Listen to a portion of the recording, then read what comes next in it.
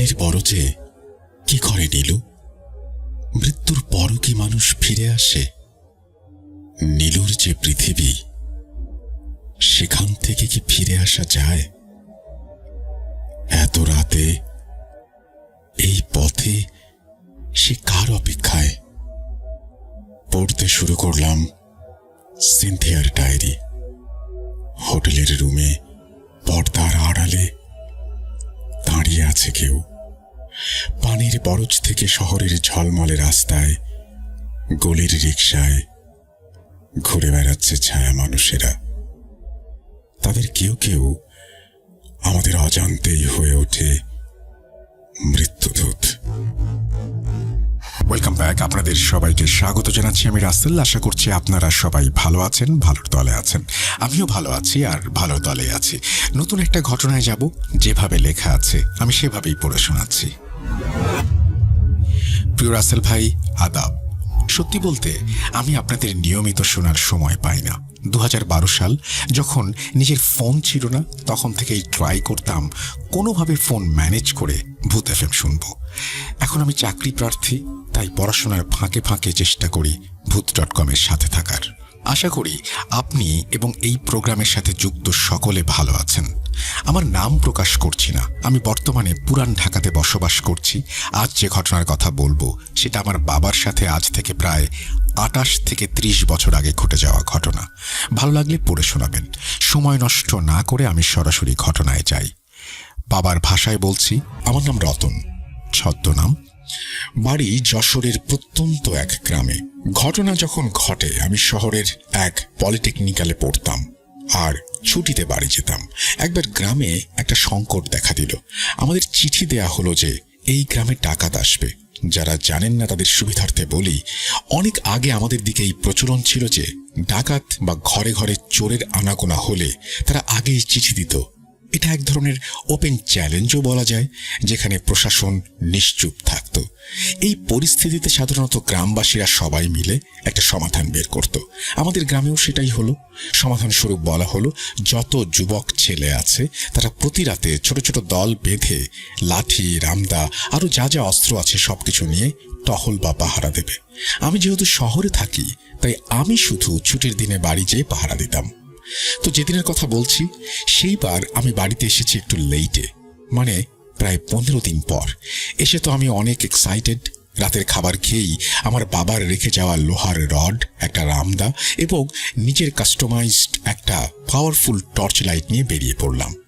বলতে একটু লজ্জা লাগলেও বলি, এই এক্সাইটমেন্টের কারণ ছিল যারা পাহারা দিত তারা সাধারণত কয়েক প্যাকেট বিড়ি বা সিগারেট সাথে রাখত। এখন না খেলেও তখন উঠতি যুবক খুব আগ্রহ করে সে সব খেতাম আর কি। তো এই নেশা আর আড্ডাটাই আমার আসল চাওয়া। স্বাভাবিকভাবেই তখন আমাদের গ্রামে অনেক বেশি বাঁশঝাড়, জঙ্গল আর পানির বরজ ছিল। আমি হাঁটতে হাঁটতে কাছাকাছি পাহাড়ের পয়েন্টে, মানে যেখানে পাহারা দিয়ে এসে সবাই জড়ো হবে, সেখানে যাই। গিয়ে দেখি কেউ নেই। ভাবলাম হয়তো পরের পয়েন্টে বাকিদের সাথে সবাই আড্ডা দিচ্ছে। যথারীতি আমি তাই পরের পয়েন্টে গেলাম। ওমা, এখানেও কেউ নেই। গেল কোথায় সব? একবার ভাবলাম ফিরে আসি, যেহেতু রাত হয়েছে, আনুমানিক 10টা তো বাজেই। তখন 10টা মানে অনেক রাত আমাদের জন্য। তবুও ওই বিড়ির নেশা আমাকে টানতে থাকলো। ভাবলাম আরো কতটা হেঁটে দেখি, কাছে তো 2 হাত সমান দা আর লাইট আছেই। বলে রাখি, আমি বরাবরই একটু সাহস ছিলাম ছোট থেকেই। তো যা হয় আর কি, নিজের পণে এগিয়ে যেতে যেতে কয়েকটা বাঁশঝাড় আর বরজ পেরিয়ে এসে একটা ফাঁকা জায়গায় এসে দাঁড়ালাম।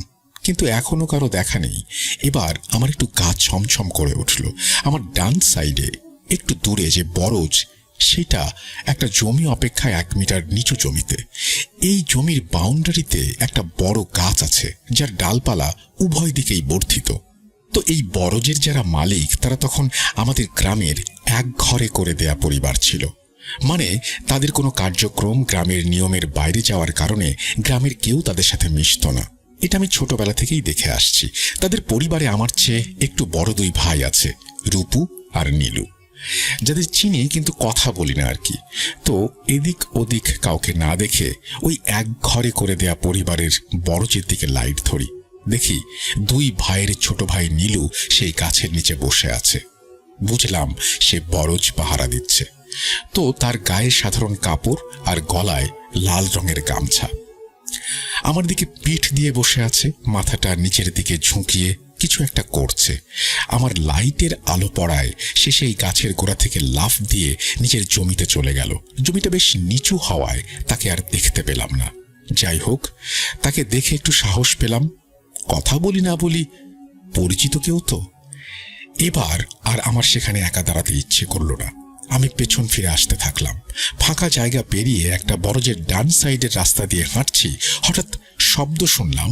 আমার পেরিয়ে আসা বরজের অংশে কেউ বেঁধে রাখা কঞ্চিতে কোপ দিচ্ছে আর টেনে টেনে কঞ্চিগুলো বের করে ফেলছে। আপনারা জানেন যে বরজে পানের গাছগুলোতে এই কঞ্চি জড়িয়েই পানগুলো বেড়ে ওঠে, আর চোর চুরি করলে ওই বেঁধে রাখা কঞ্চি কেটে পানগুলো চুরি করে নিয়ে যায়। তো শব্দ শুনে আমি স্পষ্ট বুঝলাম এই বরজে চোর এসেছে। আজ হয়তো পাহারা নেই, সেই সুযোগে চুরি করছে। আমি তাই ঘুরে যেয়ে আমার লাইটের আলো সরাসরি সেই বরজে ফেলি। সাথে সাথে শব্দ থেমে গেল। একটু দেখার চেষ্টা করি, কিন্তু কোথাও কোনো কঞ্চির মাথা বা হেলানো কঞ্চি কিছুই চোখে পড়ে না, যেন কিছুই হয়নি। হয়তো ভুল শুনছি ভেবে সামনে এগোতে থাকি। আবারও 2 পা যেতেই একই শব্দ, কিন্তু লাইট ধরলে কিচ্ছু নেই। আমি যত সামনে যাই কেউ যেন কোপ দিয়ে কঞ্চি কাটতে কাটতে পাশের বরজ দিয়ে এগোচ্ছে। সে আমার চলার সাথেই কিছুটা দূরত্ব বজায় রেখে সমান স্পিডে পার হচ্ছে বরজের মধ্য দিয়ে। এবার আমি একটু ঘাবড়ে যাই। মনে মনে ভাবতে থাকি, এটা নিশ্চিত চোরের কাজ, কিন্তু একা ভেতরে যাওয়াটা ঠিক হবে না। কিন্তু লাইট ধরলে কোথাও বরজ নড়ছে না, কোথাও কাটা কিছুও দেখছি না, মানুষও তো দেখছি না। কি করে হচ্ছে তাহলে? তাও একটু সাহস পাই এই ভেবে যে নীলুদা তো পিছনের বরজেই আছে পাহারায়, কিছু হলে অন্তত ডাক দেয়া যাবে। বরজটা কোনোভাবে পার হয়ে এসে বাঁশঝাড়ের কাছে আসি। এবার আমার সামনে বাঁশঝাড়, যেটা বরজের উল্টো দিকে পড়ে, সেই বাঁশঝাড়েও একই শব্দ। কেউ যেন কোনো বাঁশের গোড়ায় কোপ দিচ্ছে আর বাঁশ ফেলে দিচ্ছে। আমি এবার ভাবলাম, এখন আবার বাঁশঝাড়ে চোর আসলো নাকি ভেবে এবার ঝাড়ের দিকে আলো ধরলাম। যথারীতি এবারও কোথাও কোনো নড়াচড়া শব্দ কিচ্ছু নেই। প্রতিটি শব্দই আমার থেকে 50 থেকে 60 গজে দূরে হচ্ছে, আর লাইট ধরলে সব ঠান্ডা।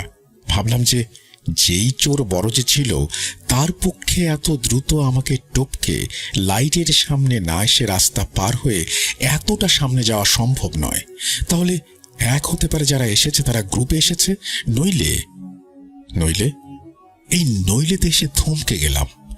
আমি যত জোরে শব্দ শুনছি তাতে পুরো বাঁশঝাড় তোলপাড় হওয়ার কথা, নইলে বরজ পুরোটা নড়ার কথা, কিন্তু শব্দ হচ্ছে, কিছু দেখা যাচ্ছে না। এটা কি স্বাভাবিক? এতক্ষণ হালকাভাবে নিলেও এবার আমার হঠাৎ প্রচন্ড ভয় করতে শুরু করলো। আমি এক হাতে রামদাটা শক্ত করে ধরে আগে পিছে ঘোরাতে থাকলাম, অন্য হাতে লাইটটা নিয়ে মাথার ওপরেই আলো ধরে এগোতে থাকলাম।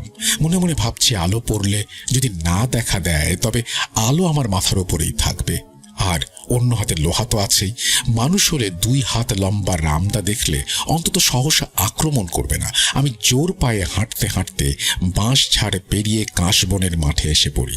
ফিল করতে পারি আমার পেছনে ঘন কোনো অন্ধকার ঘনীভূত হয়ে এগুচ্ছে। ফিরে দেখার সাহস হয়নি, কিন্তু খুব করে মনে হচ্ছিল পেছনের বাতাস অনেক ভারী, যেন যে কোনো সময় ঘন অন্ধকার আমাকে গ্রাস করবে। কাশবনে যেন আমি একা নেই, কিন্তু যারা আছে আমি তাদের উপস্থিতি বুঝছি মাত্র। আমার সাথে, আমার পেছনে, সর্বত্র। আমি দ্রুত পায়ে 20 মিনিট হেঁটে বাড়ির কাছাকাছি আসলে এক কাকার সাথে দেখা হলো।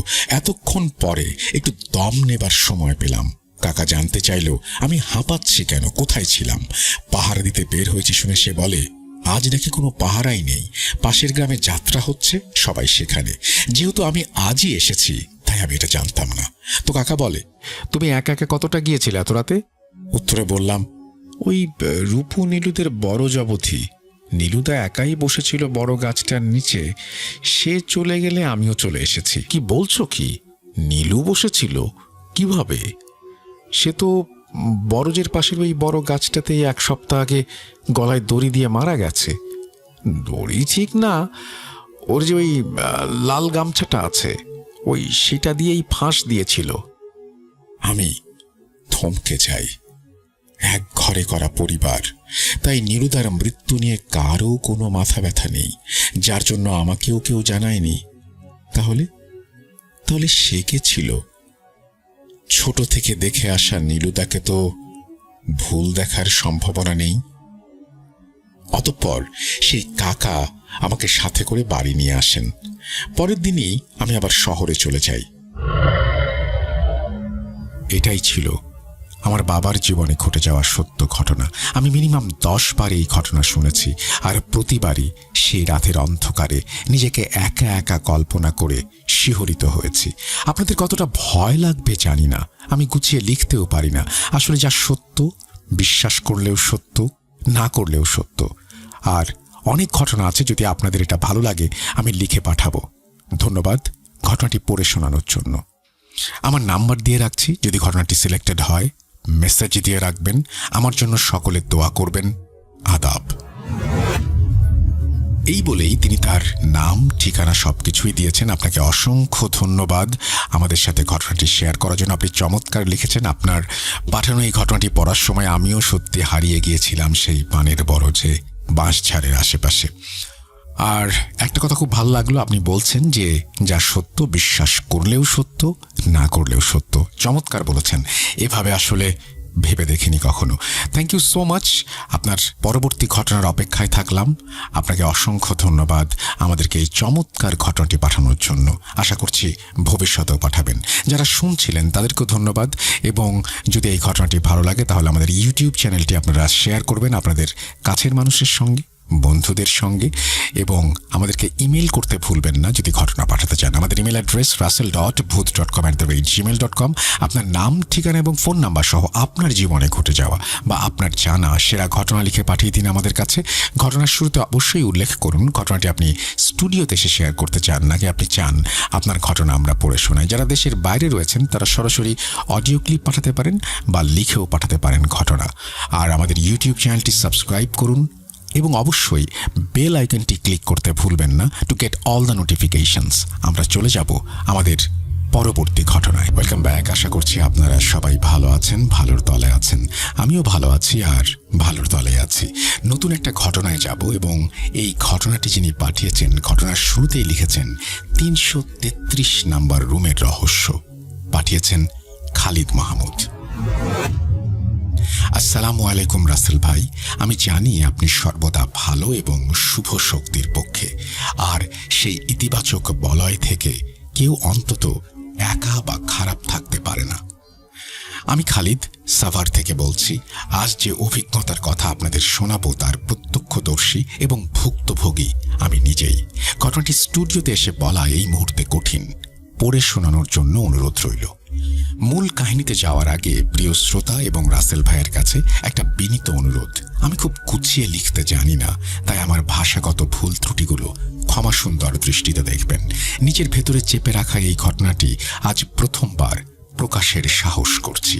জানি না আমার এই লেখাটি নির্বাচিত হবে কিনা, তবে এইটুকু স্বস্তি যে অন্তত কেউ একজন তো জানবে ভয়ানক অভিজ্ঞতার সময়ের সেই কথাটা। ঘটনাটি ঘটে ঢাকায় অবস্থিত 5 তারকা একটা হোটেলে। নিরাপত্তার স্বার্থে এবং অন্যদের ব্যক্তিগত গোপনীয়তা বজায় রাখতে আমি এখানে বাকিদের ছদ্মনাম ব্যবহার করছি। আমি সেই হোটেলের একজন টাইটেনিয়াম মেম্বার, ফলে সেখানে নিয়মিত যাতায়াত এবং দীর্ঘ অবস্থানের সুবাদে কর্তৃপক্ষের সাথে আমার বেশ সুসম্পর্ক। আমি চাই না সে সম্পর্কে কোনো চির ধরুক বা ভুল বোঝাবুঝির সৃষ্টি হোক, তাই হোটেলের নামটি অপ্রকাশিতই রাখলাম। ভূমিকা না বাড়িয়ে আমি সরাসরি ঘটনার বিবরণে প্রবেশ করছি। টানা 3য় দিনের মতো ঘুম নেই। ফজরের আজান শুনে অনেক সময় পেরিয়ে গেছে, অথচ চোখের পাতা এক করা হয়নি। শীতের প্রকোপ ভালোভাবে অনুভূত হচ্ছে, শরীরে একটা অদ্ভুত ক্লান্তি। একটু চোখ বন্ধ করতে চেষ্টা করলাম, কিন্তু ঠিক তখনই ফোনে কল এলো আরিফ ভাইয়ের।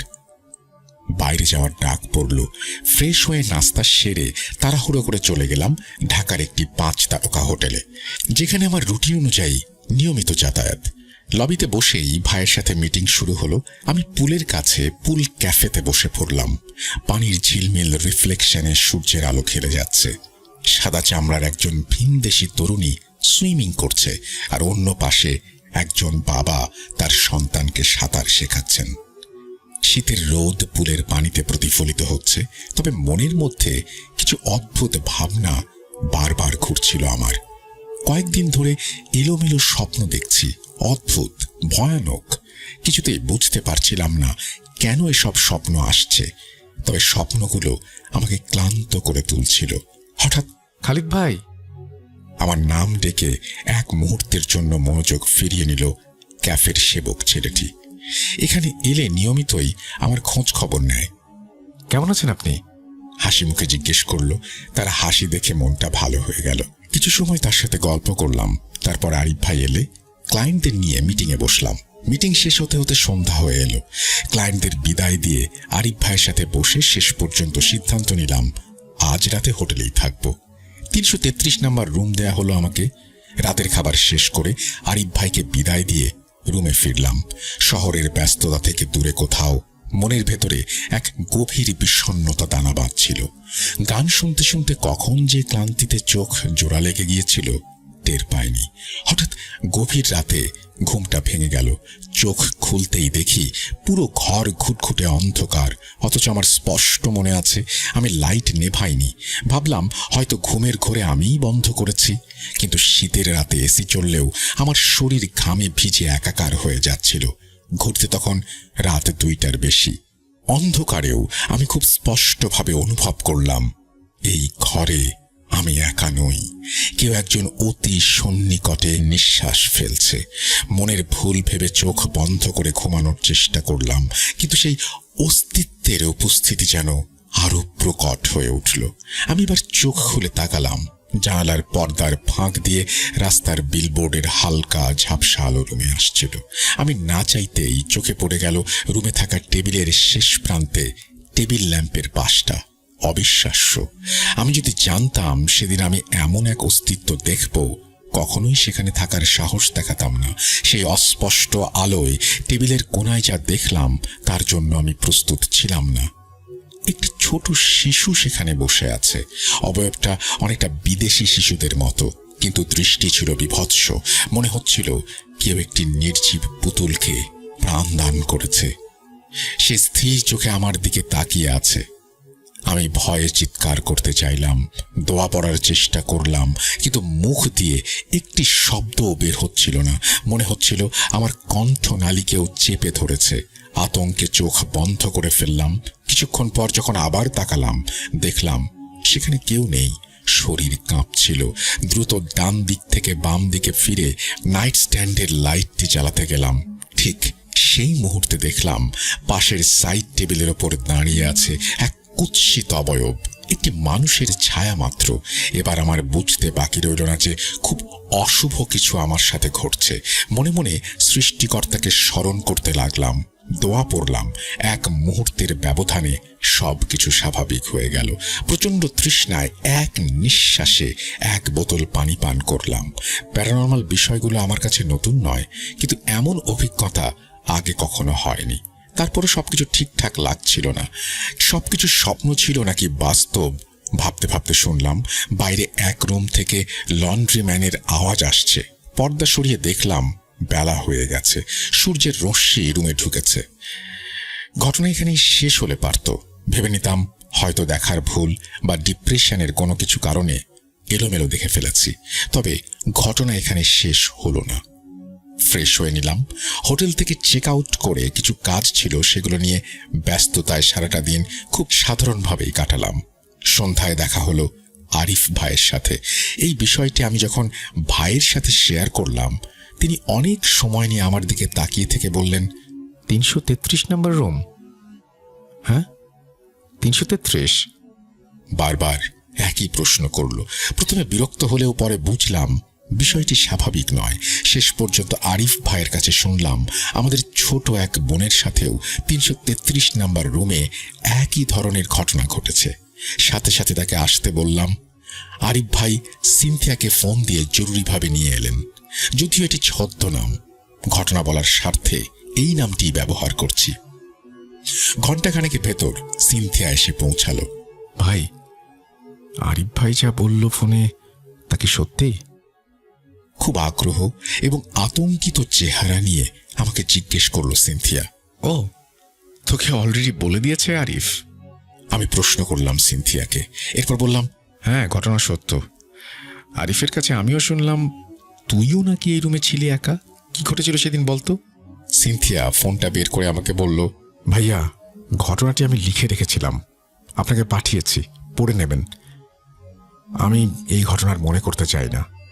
এরপর গল্প গুজব করে সবাইকে বিদায় দিয়ে সেদিন রাতে বাসায় ফিরে এলাম। রাতে মনে হলো, আচ্ছা সিনথিয়ার সাথে কি ঘটেছিল সেটা জানতে ফোন বের করে পড়া শুরু করলাম। সিনথিয়া আমাকে যেভাবে লিখেছিল আমি সেভাবেই উপস্থাপন করছি। সিনথিয়ার ডায়েরি থেকে 21 ডিসেম্বর 2024। একটা দিনের শেষ আর রাতের অন্ধকারে যেন রহস্যের ছায়া নেমে এসেছিল। সেদিন হোটেলের 333 নম্বর রুমে ছিলাম। অনেকবার এসেছি, কিন্তু কখনো এই ধরনের অদ্ভুত এবং রহস্যময় অভিজ্ঞতার সম্মুখীন হইনি। তবে সেদিন কিছু অস্বাভাবিক ঘটনার সূত্রপাত হয়। সকালবেলা হোটেলে পৌঁছানোর পর দিনের রুটিন মেনে কাজগুলো শেষ করলাম। মিটিংগুলো, ফোন কলগুলো সবকিছু শেষ করে যখন রাত 12টা বাজল তখন ক্লান্ত হয়ে পড়েছিলাম। চোখে প্রচণ্ড ঘুম। একটু পরেই ঘুমের অস্বস্তি অনুভব করায় 12:24 ফোনের রিং শুনি। আমার এক আন্টি ফোন করেছে। ঘুমের মধ্যেই ফোন ধরলাম। সঙ্গত কারণেই বিরক্ত বোধ করলাম।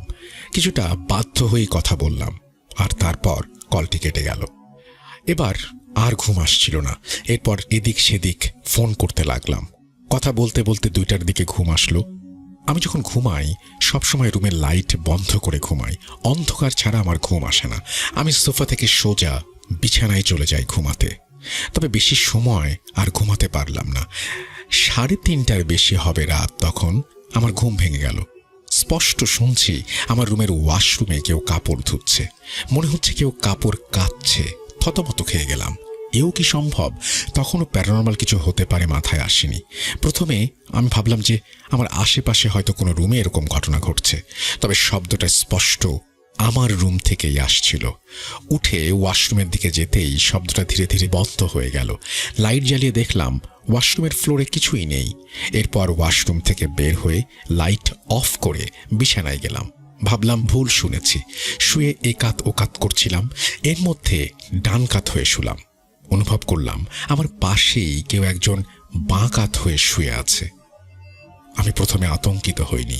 এমন ভুলভাল অনুভূতি এর আগেও হয়েছে। তবে এবার যখন ভালোভাবে খেয়াল করলাম, নিঃশ্বাস ফেললে যেমনটা অনুভূত হয় তেমন অনুভূতি হচ্ছিল। এবার একটু ভয় কাজ করা শুরু করলো। সাথে সাথে ঘুরেই দেখলাম 2টা চোখ বড় বড় আমার দিকে তাকিয়ে আছে। তবে আমার পাশে না, ঠিক দরজার পাশে থাকা ওয়াশরুমের দরজার দিকে উঁকি দিয়ে। প্রথমবার যখন এই অনুভূতি হলো, এটা যা ঘটছে সেটা যে বাস্তব এটা আমি কল্পনাও করিনি। ভাবছি ভুল দেখেছি। আমি নিঃশ্বাস বন্ধ করে ফেললাম। আমি আবার ভাবলাম এটিও হতে পারে আমার পুরোটাই মনের ভ্রান্তি। কিন্তু অদ্ভুতভাবে আমার চোখ বন্ধ করে আমি আবার খুলতেই দেখলাম কোনো কিছুর উপস্থিতি নেই। রুমে শূন্যতা। ভয় আমাকে ঘিরে ধরল। কিন্তু সেই সময়েই আমার ফোন হাতে নিয়ে সময় দেখলাম 3:46। আমি কি ভুল দেখলাম? মনে হলো কিছুতেই বিশ্বাস করতে পারছি না। কিছুক্ষণের জন্য মনে হয়েছিল যা দেখছি এক ধরনের বিভ্রম। তবে আমি ঘুমোতে চেষ্টা করলাম। তবুও মনে হচ্ছিল কিছু একটা ছিল যা আমাকে ঘিরে রেখেছিল। এক অদৃশ্য শক্তি যেন আমার পাশে বসে আমাকে দেখছিল। ঘুমের জন্য যখন আমি চোখ বন্ধ করলাম, সেই অদ্ভুত অনুভূতি আর গেল না। ভৌতিক গল্প শুনে আমি বড় হয়েছিলাম। তবে বিশ্বাস করতাম এই পৃথিবীতে ভূত প্রেত অশরীরী কিছুই নেই। তারপরও সেদিন আমি যে ভয়টা অনুভব করেছিলাম তা কাউকে বললে হয়তো সে বিশ্বাস করবে না।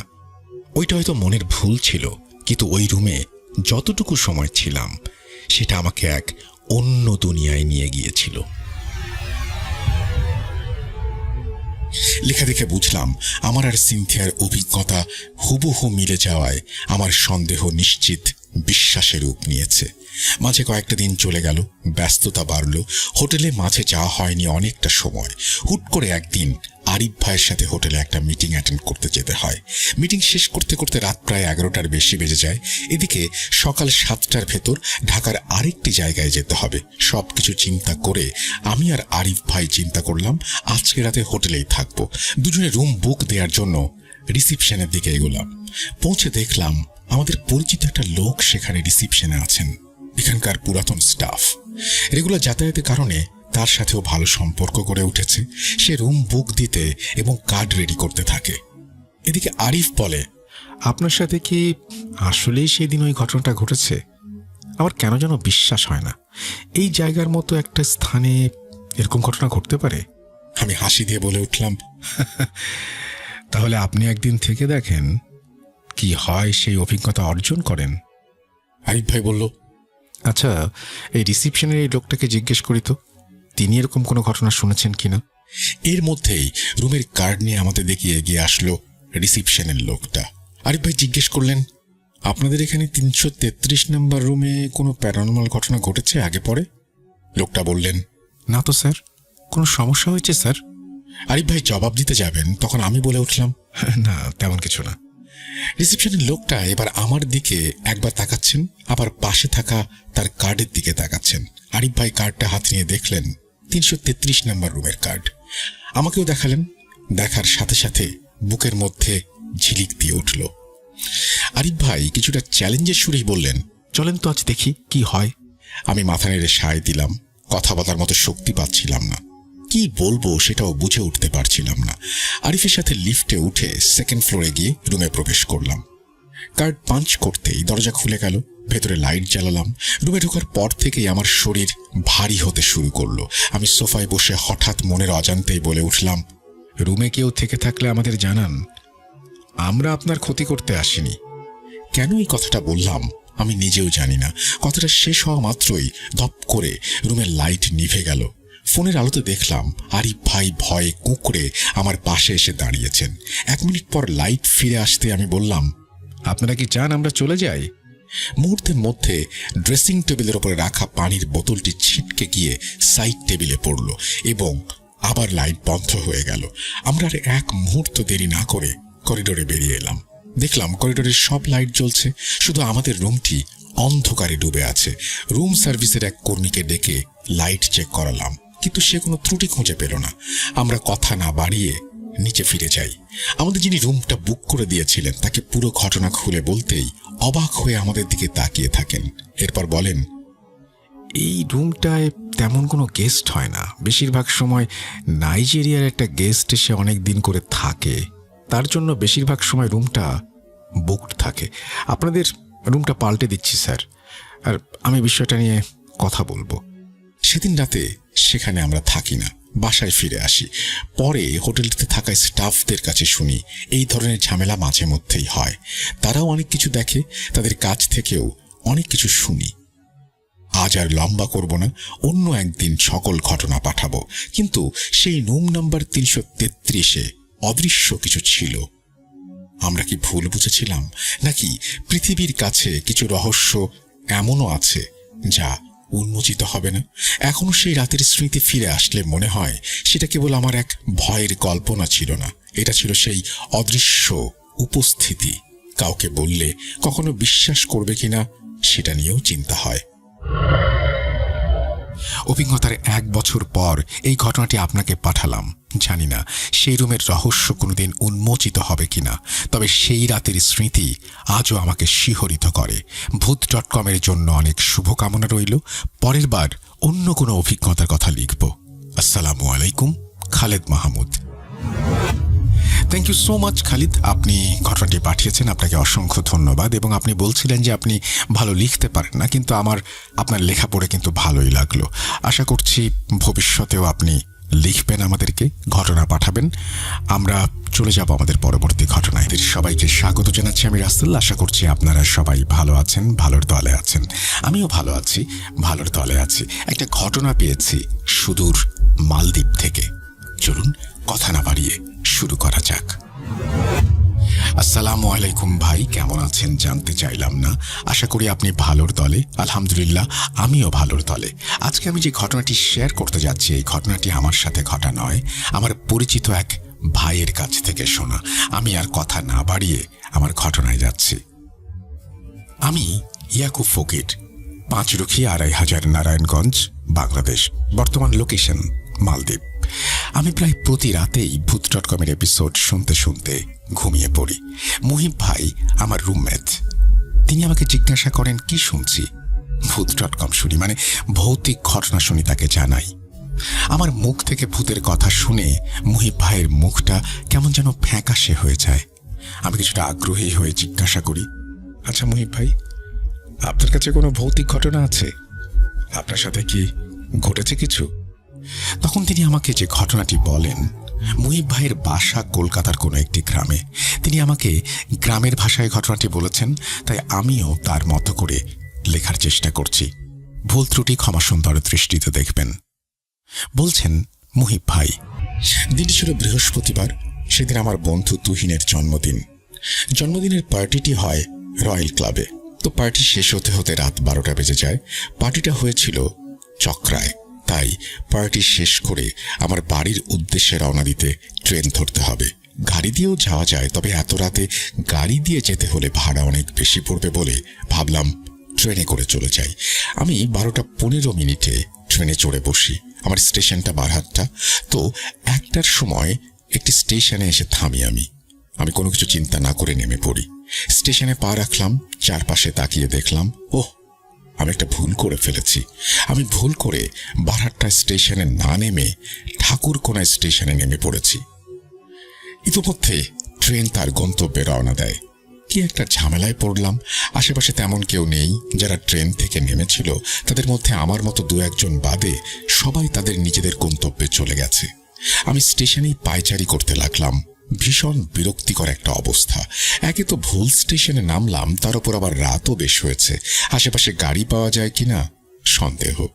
ঘড়ির দিকে তাকিয়ে দেখলাম 1:08। আশ্চর্য, কিছুক্ষণ আগেই না দেখলাম 12টা।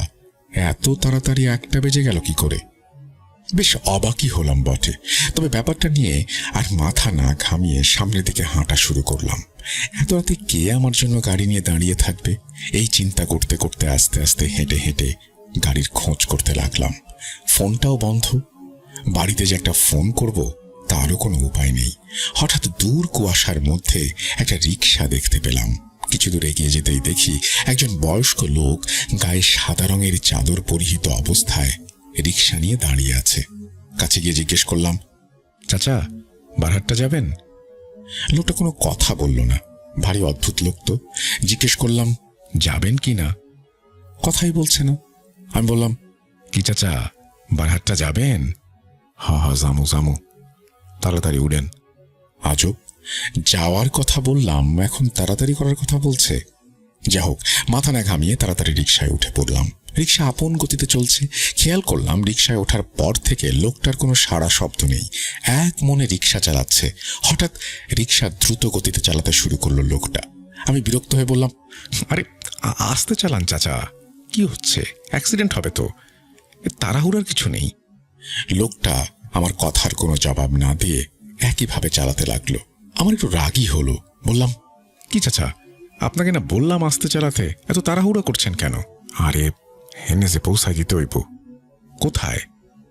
এবারও কথার জবাব দিল না। এবার আমি খানিকটা ঘাবড়ে গেলাম। শুরু থেকেই লোকটার আচরণ কেমন অদ্ভুত, রহস্যময় লাগছে। তার উপর আবার বলছে কোথায় পৌঁছে দেওয়ার কথা। হঠাৎ এর মাঝেই খেয়াল করলাম এটা তো বারহাট্টা যাওয়ার পথ না। এই অদ্ভুত লোকটি তো আমাকে অন্য একটা অচেনা রাস্তা দিয়ে নিয়ে যাচ্ছে। এবার ভয়ের মাত্রাটা বাড়ল। আমি তোতলানো স্বরে লোকটাকে বললাম, চাচা, আপনি আমাকে কোথায় নিয়ে যাচ্ছেন বলেন তো? এটা তো বারহাট্টা যাওয়ার পথ নয়। লোকটা এটা বিশ্রী হেসে বলল, বাপ, জেনে যাইলে তুমি ফিরে আইতা না, সেখানে নিয়ে যাইতেছি। আমি ভীষণ ভয় পেলাম। সাহস সঞ্চয় করে বললাম, গাড়ি থামান। থামান বলছি। কে আপনি? হ্যাঁ, আপনি কোথায় নিয়ে যাচ্ছেন? হঠাৎ রিক্সাটা থেমে গেল। চারপাশে তাকিয়ে দেখলাম কুয়াশা ছাড়া কিছু নেই। পাশে তাকাতেই ভয় পেয়ে যাই। দেখলাম রিক্সাটা একটা নির্জন জায়গায় থেমেছে এবং রাস্তার পাশে কবরস্থান। আমি কিছু বলার জন্য ওই লোকটার দিকে তাকাতেই আরো বড়সড় একটা ধাক্কা খেলাম। রিক্সাওয়ালা লোকটা নেই। চারপাশে চোখ বুলিয়েও কোথাও তাকে দেখতে পেলাম না। আমি রিক্সা থেকে নেমে পড়লাম। যেদিক দিয়ে এসেছি ওই দিকের রাস্তা ধরে দ্রুত হাঁটা শুরু করলাম। জীবনে যত দোয়া কালাম জানতাম সব পড়া শুরু করলাম। আশ্চর্যের বিষয় হচ্ছে, আগে আমার ভয়ের কারণে দোয়া দ্রুতের কথা মনে ছিল না। যা হোক, মনে মনে দোয়া পড়ছিলাম আর দ্রুত হাঁটছিলাম। হঠাৎ খেয়াল করলাম পেছন থেকে 10-12 জন একসাথে কান্না করলে যেমন আওয়াজ হয়, তেমন একটা আওয়াজ ভেসে আসছে। আমি পাত্তা না দিয়ে দোয়া কালাম পড়ছি আর দ্রুত হাঁটছি। কিছুক্ষণ পর কান্নার আওয়াজ থেমে গেল। এখন পরিবেশ একদম শান্ত, পেছন থেকে কোনো সারা শব্দ আসছে না। আমি এর পরেও দ্রুত হাঁটছি। কোথায় যাচ্ছি তা জানি না, কারণ এই রাস্তায় আমি এর আগে কখনো আসিনি। এতক্ষণে আমি পুরোপুরি বুঝতে পেরেছি যে ওই রিকশাওয়ালা চাচাটি কোনো সাধারণ মানুষ নয়। হঠাৎ পেছন থেকে আবারও শুনতে পেলাম আমার নাম ধরে কেউ ডাকছে। ভালো করে কণ্ঠটা শোনার পর চিনতে পারলাম, এই যে সেই চিরচেনা কণ্ঠ, আমার মায়ের কণ্ঠ। কিন্তু পরক্ষণে খেয়াল এলো, আমার মা এখানে কিভাবে আসবে? তখনই পেছন থেকে আবারও ডাক পড়ল, মুহিব, মুহিব। আমি পেছনে ফিরে তাকালাম না। জানি পেছনে ফেরা মানেই বড় একটা বিপদ ডেকে আনা। আমি বললাম, আমি খুব ভালো করে জানি যে তুমি আমার মা না, বলেই পুনরায় দ্রুত হাঁটতে শুরু করলাম। দোয়া কালাম সব পড়ছি আর পেছন থেকে ভয়ানক কিছু বিকট শব্দ কানে ভেসে আসছে। একবার মনে হচ্ছে গাছের ডাল ভেঙে ভেঙে রাস্তায় পড়ছে, আরেকবার মনে হচ্ছে কতজন একসাথে চিৎকার করছে। সবকিছু উপেক্ষা করে এবার আমি একটা দৌড় দিলাম। তবে আশ্চর্যের বিষয় হচ্ছে, অনেকক্ষণ দৌড়ানোর পরও দৌড়াতে দৌড়াতে ঠিক একই জায়গায় বারবার আসছি, অর্থাৎ ওই কবরস্থানের কাছে। আমি তবুও দৌড়াচ্ছি। এক সময় দৌড়াতে দৌড়াতে ক্লান্ত হয়ে পড়লাম। শরীরে মনে হচ্ছিল আর শক্তি নেই, তবুও আস্তে আস্তে হাঁটছি। অন্ধকারে ঘড়ির দিকে তাকিয়ে দেখি রাত প্রায় শেষ হতে চলেছে। একটু স্বস্তির নিঃশ্বাস ফেললাম, যেহেতু সকাল হতে আর তেমন দেরি নেই। কিন্তু পরক্ষণেই সেই স্বস্তি আর থাকলো না। রাত তো শেষ হয়ে যাচ্ছে প্রায়, তাহলে এখন একটু একটু সূর্যের দেখা পাওয়ার কথা, কিন্তু এখানে সেই মধ্যরাতের মতোই ভয়ানক অন্ধকার।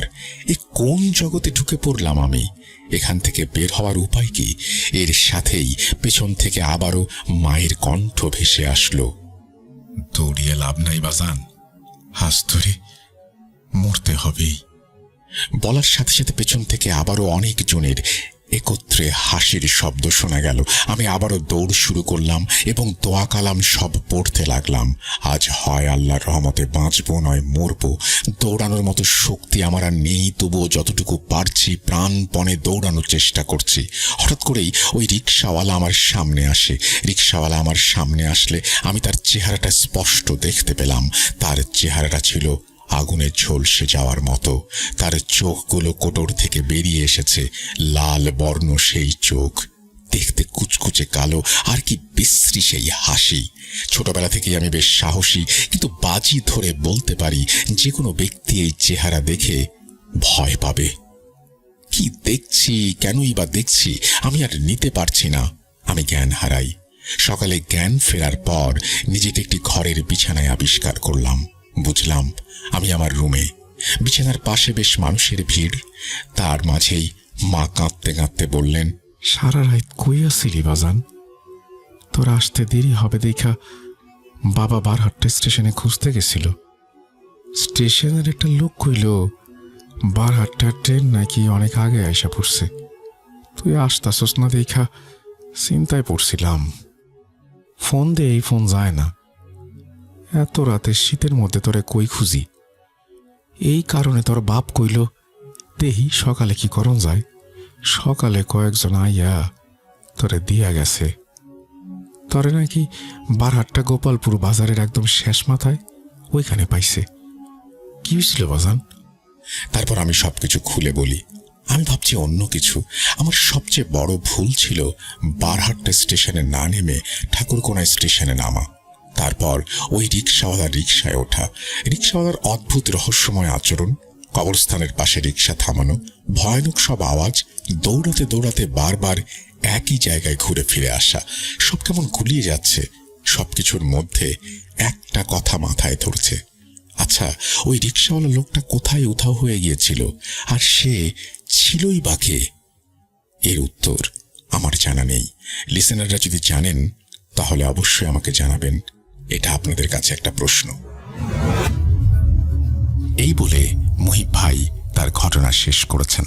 আশা করছি এই ঘটনাটি আপনাদের ভালো লেগেছে। যদি ভালো লাগে অবশ্যই আমাদের জানাবেন। আমরা চলে যাব আমাদের পরবর্তী ঘটনায়। Welcome back. আপনাদের সবাইকে স্বাগত জানাচ্ছি আমি রাসেল। আশা করছি আপনারা সবাই ভালো আছেন, ভালোর দলে আছেন। আমিও ভালো আছি আর ভালোর দলেই আছি। যেভাবে লেখা আছে আমি সেভাবেই পড়ে শোনাচ্ছি। আসসালামু আলাইকুম রাসেল ভাইয়া এবং আমাদের প্রিয় শ্রোতা বন্ধুরা, কেমন আছেন আপনারা? আশা করি আল্লাহ তাআলার অশেষ রহমতে সকলেই ভালো আছেন। আমি লাজিম ইয়াসার জিয়াদ। প্রিয় লিসেনার্স, আজ অনেক দিন পর আপনাদের মাঝে ফিরে আসা ছোট একটি ঘটনা নিয়ে। লেখার মাঝে আমার অনিচ্ছাকৃত ভুল ত্রুটিগুলো ক্ষমা সুন্দর দৃষ্টিতে দেখার অনুরোধ জানাচ্ছি। এই ঘটনাটি আমি সংগ্রহ করেছি আমার পরিচিত এক বড় ভাই নাসির উদ্দিনের কাছ থেকে। বলছেন নাসির ভাই। আমি মোহাম্মদ নাসির উদ্দিন, বাড়ি সিরাজগঞ্জ জেলার বেলকুচি থানার একটি গ্রামে। আজ আপনাদের কাছে যে ঘটনাটি পাঠাচ্ছি তা আমার নিজের দেখা নয়, কিন্তু যিনি ঘটনাটি নিজ চোখে দেখেছেন তার কাছ থেকে শোনা। আমার বন্ধুর নাম মোহাম্মদ আসিফ সরকার। সে ছোটবেলা থেকেই তার নানার বাড়িতে বড় হয়েছে। স্বভাবতই একটু দুষ্টু আর হাসিখুশি। একদিন ঠাট্টা করে আমি তাকে জিজ্ঞেস করলাম, তোর কি কোনো ভৌতিক অভিজ্ঞতা আছে? আমার এমন প্রশ্নে সে হেসে ফেলে, কিন্তু সেই হাসির ভেতর একটা অদ্ভুত শূন্যতা ছিল। এর কিছুক্ষণ পর সে বলে, শ্মশানের সেই রাতটা, ওই ভয় আমি আজও বয়ে বেড়াই। এমন সময় ওর ফোনে একটা কল আসে। ওর জরুরিভাবে বাসায় চলে যেতে হয়। এর কিছুদিন পর একদিন হঠাৎ সে নিজে এসে বলে, আজকে তোকে সব বলবো। সেদিন তো ঘটনা বলতে পারলাম না, কিন্তু কথা দিয়ে কাউকে বলবি না। ঘটনাটি 2017 সালের দিকের। সবে বন্যার পানি নেমে গেছে। খাল বিলে তখনও কিছুটা পানি। নৌকা নিয়ে মাছ ধরা হয়। আসিফ ছিল তার নানা বাড়িতে, সঙ্গে ছিল তার 2 মামাতো ভাই। তারা 3 জনই সমবয়সী। এক বিকেলে তারা সিদ্ধান্ত নেয় নৌকা নিয়ে একটু নদীতে ঘুরে আসবে। নদীর নাম কালিঞ্চা নদী। নানাবাড়ি থেকে খুব বেশি দূরে নয় সেই নদী। নৌকা নিয়ে নদীতে নামার কিছু সময় পর হঠাৎ তাদের গায়ে এক অস্বাভাবিক গরম বাতাস এসে লাগে। শীতের সন্ধ্যায় এমন বাতাসে তারা থমকে যায়। চারপাশে তাকিয়ে দেখে একটা শ্মশান দূরে। একটা চিতায় লাশ পোড়ানো হচ্ছে। ধোঁয়ায় চারিদিক ঢেকে গেছে। ঠিক তখনই তারা শ্মশানের ভেতর থেকে শব্দ শুনতে পায়। কোনো মানুষের শব্দ না, কিছু যেন টানছে, ছিঁড়ছে। তারা তাকিয়ে দেখে শ্মশানের ভেতরে দাঁড়িয়ে আছে সাদা কাফন পরা একটা অবয়ব। মুখ স্পষ্ট নয়। সেই অবয়বটির চোখ ঠিক তাদেরই দিকে। ভয়ে তারা হাত ধরাধরি করে দাঁড়িয়ে থাকে। সেই অবয়বটি ধীরে ধীরে এগোতে থাকে। ধীরে ধীরে সেই অবয়বটি পানিতে নামতে শুরু করে। এটা দেখা মাত্রই তারা নৌকায় বৈঠা দিয়ে বাওয়া শুরু করে, কিন্তু নৌকা এক চুলও নড়ছে না, যেন শক্ত করে ধরে রেখেছে কেউ নৌকাটিকে। ঠিক তখনই অবয়বটি নদীর পানিতে এসে থেমে যায়। এরপর তারা যা দেখে তা ভাষায় প্রকাশ করা কঠিন। তারা দেখে অবয়বটি হঠাৎ উল্টো দিকে ঘুরে পানির থেকে উঠে চিতার কাছে গিয়ে কিছু একটা ছেড়ে খেতে শুরু করেছে। তারপর ঘাড় ঘুরিয়ে তাদের দিকে তাকিয়ে বিকৃত শব্দে চিৎকার করে উঠছে। এটা দেখে তারা যেই সূরা জানত সেটাই পড়তে শুরু করে। ভয়ে তাদের পুরো শরীর কাঁপছিল। এমন সময় হঠাৎ করে তাদের চোখের সামনে নেমে আসে অন্ধকার। জ্ঞান ফিরলে তারা নিজেদের আবিষ্কার করে শ্মশানের ভেতরে। ততক্ষণে রাত হয়ে গিয়েছে, তবে চারিদিকে চাঁদের আলোয় একদম স্পষ্ট সবকিছু। শুধু পানির শব্দ পাচ্ছে তারা। এখন শ্মশানে কোনো চিতা নেই, কোনো আগুন নেই, অথচ চারিদিকে গরম দমকা বাতাস। হঠাৎ তারা পেছন থেকে শুনতে পায় কিছু একটা হেঁটে চলার শব্দ। তারা পেছনে ঘুরে তাকাতেই দেখে একটা কালো ছায়া দ্রুত সরে যাচ্ছে। এরপর তারা যা দেখে সেটা তাদের স্বপ্নেও তারা চিন্তা করতে পারেনি কখনো। তারা 3 জনই দেখতে পায় শ্মশানের পাশে রাস্তায় পড়ে আছে 3টি লাশ। তারা ধীর পায়ে লাশটির কাছে যায়। লাশ 3টির কাছে গিয়ে তারা দেখে লাশ 3টি দেখতে তাদেরই মতো। এমন সময় হঠাৎ বিকট এক চিৎকার করে লাশ 3টি উঠে দাঁড়ায়। এটা দেখা মাত্রই ভয়ে তারা নৌকার দিকে দৌড় দেয় এবং হুড়মুড় করে 3 জন নৌকায় উঠে বৈঠা বাইতে শুরু করে। পেছন দিক থেকে মনে হচ্ছিল কেউ নদীর বুক চিরে এগিয়ে আসছে। এমন সময় হঠাৎ আবার তাদের চোখের সামনে অন্ধকার নেমে আসে। এরপর তাদের যখন জ্ঞান ফেরে, তারা নিজেদের আবিষ্কার করে নিজেদের বাড়িতে। পরে জানা যায় এক জেলে তাদের নৌকা দেখতে পেয়ে উদ্ধার করে। তাদের একজন ভাইয়ের শরীরে নখের আঁচড়, কামড়ের দাগ। এরপর তাদের কবিরাজ দেখানো হয়। কবিরাজ পরে জানায় ওই শ্মশানের বাসিন্দা একটি জিন তাদের ওপরে আক্রমণ করেছিল। সেই জিনটি কালো জাদুর মাধ্যমে কিছু কাজ করেছিল। সেই জিনটির স্বভাব হচ্ছে মানুষদের ভয় দেখানো। সে রাতের স্মৃতি তাদের এখনো তাড়িয়ে বেড়ায়। এই বলে নাসির ভাই তার ঘটনাটি শেষ করেন। পরিশেষে একটা কথাই বলতে চাই, বিশ্বাস করা বা না করা সম্পূর্ণ আপনাদের ব্যাপার। ভাইয়াকে অনেক ধন্যবাদ এই ঘটনাটি পড়ার জন্য। আপনাকেও ধন্যবাদ ঘটনাটি পাঠানোর জন্য। আমরা চলে যাব আমাদের পরবর্তী ঘটনায়। একবার আপনাদের সবাইকে স্বাগত জানাচ্ছি আমি রাসেল। আশা করছি নতুন বছর ভালো কাটছে। নতুন বছর নতুন সম্ভাবনা নিয়ে এসেছে সবার জীবনে। আমরা একটু মনে করিয়ে দিতে চাই আমাদের ইমেল অ্যাড্রেস rasel.bhuth.com@gmail.com। আপনার নাম, ঠিকানা এবং ফোন নাম্বার সহ আপনার জীবনে ঘটে যাওয়া বা আপনার জানা সেরা ঘটনা লিখে পাঠিয়ে দিতে হবে আমাদের। ঘটনার শুরুতে অবশ্যই উল্লেখ করুন যে ঘটনাটি আপনি স্টুডিওতে এসে শেয়ার করতে চান, নাকি আপনি চান আপনার ঘটনা আমরা পড়ে শোনাই। যারা দেশের বাইরে রয়েছেন তারা সরাসরি অডিও ক্লিপ পাঠিয়ে দিতে পারেন আমাদেরকে। আমাদের ফেসবুক পেজ হচ্ছে www.facebook.com/rasel.স্বাধীন। আপনারা চাইলেই যুক্ত হতে পারেন। যদি ভালো লাগে আমাদের আজকের এই এপিসোড, তাহলে শেয়ার করতে পারেন বন্ধুদের সাথে, সাবস্ক্রাইব করতে পারেন আমাদের চ্যানেল, এবং সেই সাথে যদি সাবস্ক্রাইব করেন বেল আইকনটিও ক্লিক করতে ভুলবেন না। আমরা চলে যাব আমাদের পরবর্তী ঘটনায়। আসসালামু আলাইকুম রাসেল ভাই এবং প্রিয় শ্রোতা বন্ধুরা, আশা করি সকলেই ভালো আছেন। আমি মোহাম্মদ সাবিত আলম বলছি ময়মনসিংহ বিভাগ থেকে। আপনারা কি কখনো খেয়াল করেছেন যে আমাদের মস্তিষ্কের স্মৃতি ধারণ করার ক্ষমতাটা কতটা অদ্ভুত? কিছু স্মৃতি থাকে যা সময়ের সাথে ধুলো জমে ফিকে হয়ে যায়, আবার কিছু স্মৃতি থাকে যা মানুষ চাইলেও ভুলতে পারে না। মনের কোনো এক জায়গায় সেই স্মৃতিটা রয়েই যায়। আজকের এই ঘটনাটি যার জীবনে ঘটেছে, ওনার নাম আফজাল। ঘটনাটি 2011 সালের ডিসেম্বর মাসের। বাংলাদেশে তখন হাড় কাঁপানো শীত, কুয়াশায় মোড়ানো সেই সময়টাতে আফজাল ভাই মনে প্রাণে বিশ্বাস করতেন যে ওনাদের জীবনে কিছুটা সংগ্রাম থাকলেও জীবনটা স্বাভাবিকভাবেই চলছিল। ওনারা ঘৃণাক্ষরেও টের পাননি যে ওনাদের অজান্তেই ওনাদের সাধের বসত বাড়ির দেয়ালগুলোর আড়ালে কিছু অশরীরী অস্তিত্ব বাসা বাঁধছে। আফজাল ভাই ওনার পরিবারের সাথে বসবাস করতেন বাংলাদেশের নারায়ণগঞ্জের অত্যন্ত পুরাতন এবং ঐতিহ্যবাহী এলাকায়। আপনারা যারা পুরানো ঢাকা এবং নারায়ণগঞ্জ দেখেছেন অলিগলিতে, ওনারা হয়তো সহজেই দৃশ্যটা কল্পনা করতে পারবেন। এলাকাটার গলিগুলো ছিল বেশ সরু। দিনের বেলাতেও মনে হয় সূর্যের আলো বেশি একটা পৌঁছাতো না। আফজাল ভাইদের বাড়িতে মোটেও কোনো রাজপ্রাসাদ ছিল না, বরং মধ্যবিত্তের ঘামে গড়ে ওঠা এক টুকরা আশ্রয়স্থল। বাড়ির চার দেয়ালের ভেতরে ছোট্ট একটা উঠান, যেখানে রোদের এক চিলতে আলো দুপুরে উকি দিত। এক পাশে ছিল বাথরুম, সামনের দিকে থাকার জন্য 2টি রুম, আর বাড়ির একটু ভেতরের দিকে যেখানে আলো বাতাস কম সেখানে ছিল 3rd নাম্বার রুম। এই 3য় রুমটিকে ওনারা স্টোর রুম হিসেবে ভাড়া দিতেন বা ব্যবহার করতেন। বাড়িটি আফজাল ভাইয়ের বাবা অর্থাৎ মরহুম চাচাজান ওনার সারা জীবনের জমানো পাই পয়সা দিয়ে তিলে তিলে গড়ে তুলেছিলেন। তিনি আজ এই দুনিয়াতে নেই।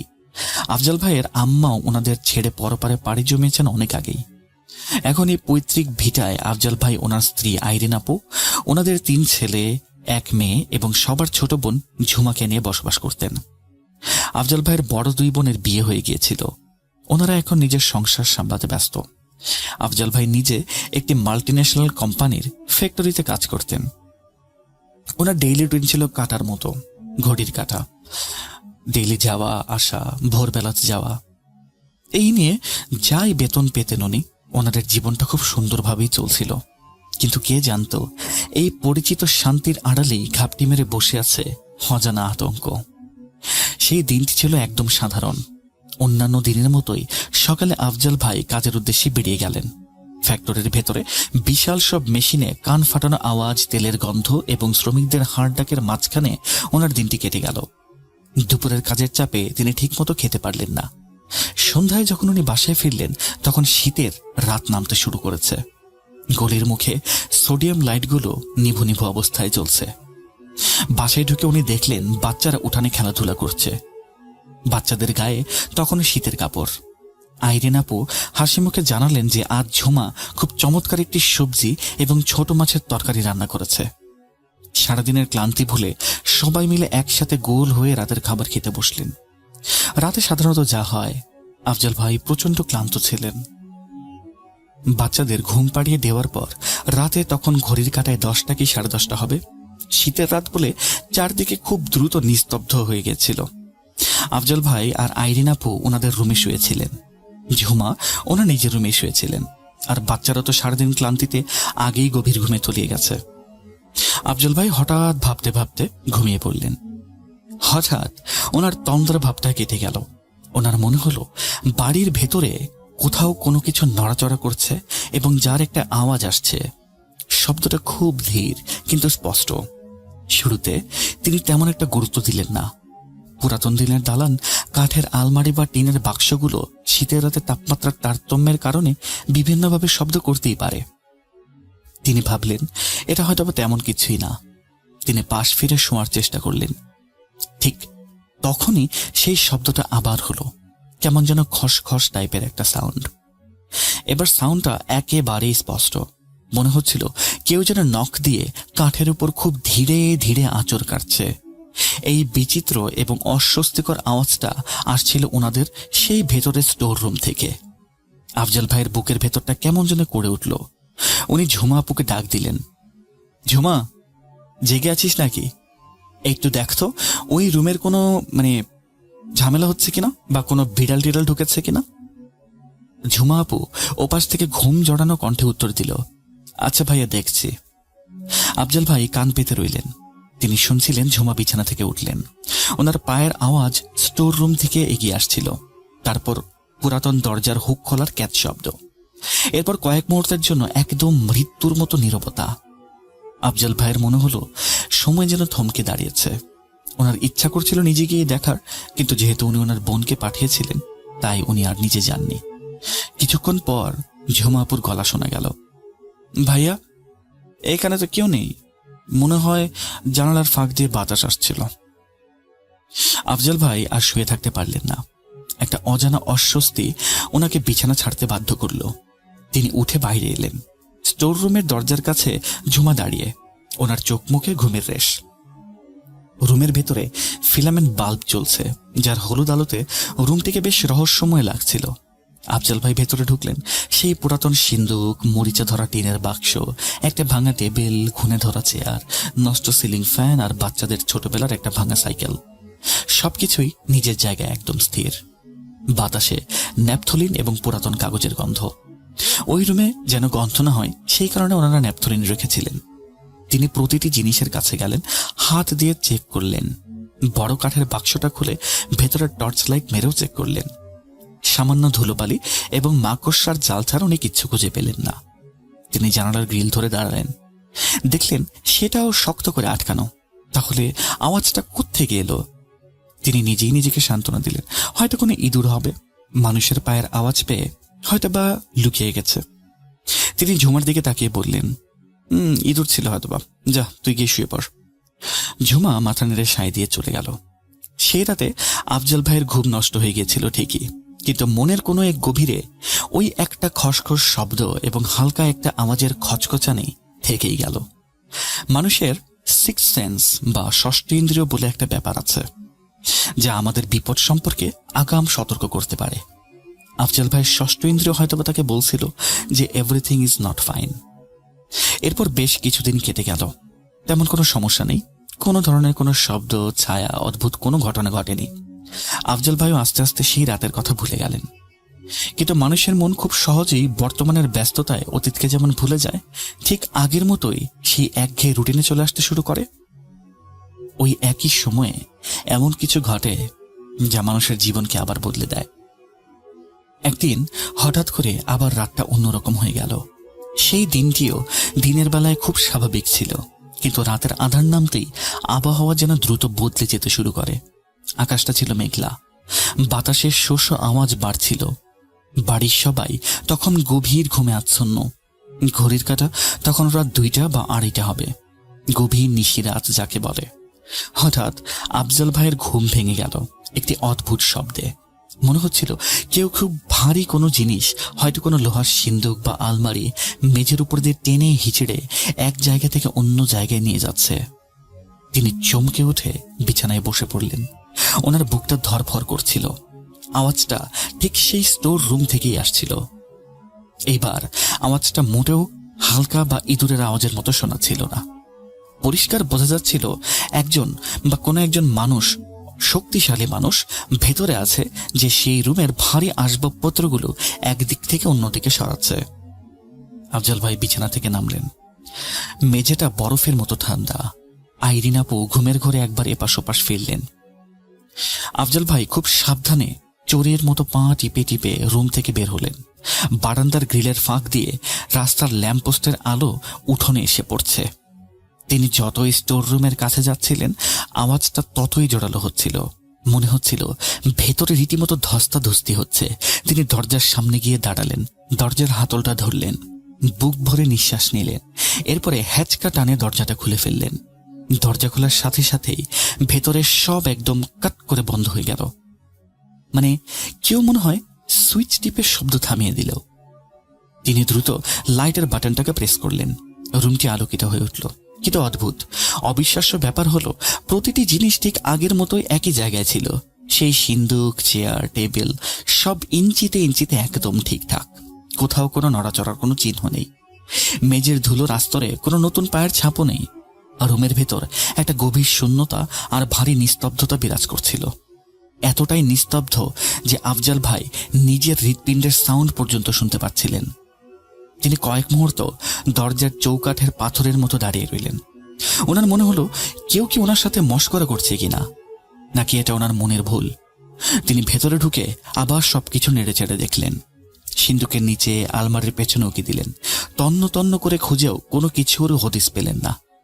শুধু একটা জিনিস ওনার নজরে এলো, রুমের ভেতরে বাহিরের তুলনায় টেম্পারেচার অনেক বেশি লো, যেন কোনো ডিপ ফ্রিজের দরজা খোলা হয়েছে।